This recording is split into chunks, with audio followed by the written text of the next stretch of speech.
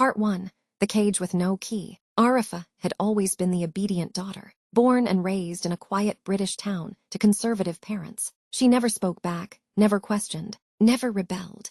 Her world was bound by the narrow walls of her home, where smiles were rationed and laughter was punished like a crime. Her parents were the kind who believed love was best expressed through control, and if they screamed at her, it was because they cared. If they locked her inside while others lived freely, it was for her protection. She believed them. Arifa longed to attend university, to study literature, to write, to be someone. But her parents said no. Too much freedom there, they told her.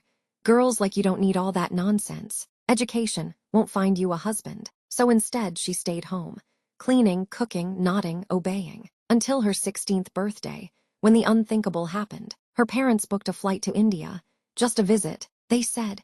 But once they arrived in the remote village where her father was born, Arifa quickly realized it wasn't a holiday. It was an ambush.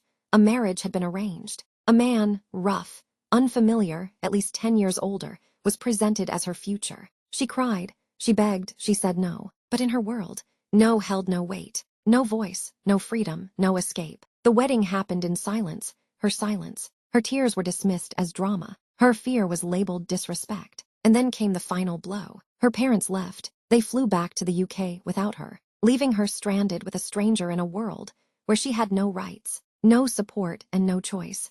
She had never felt such betrayal. The people she loved most, the people she had lived her whole life trying to please, had discarded her like she was nothing. But fate was not finished with her yet. In the dusty corners of that painful time, a faint light flickered. A cousin, younger and kinder, heard her cries. He helped her sell a few pieces of her dowry jewelry, gifts given not in love, but in transaction, and scraped together enough for a one-way ticket. Arifa returned to the UK with nothing but a small suitcase and a storm in her heart. She was no longer the same girl who had left. Her eyes no longer searched for her parents' approval. Her voice, once caged, had begun to stir. Rage burned where love once lived. She hated them, not because they were strict. Alone, yes, but free for the first time.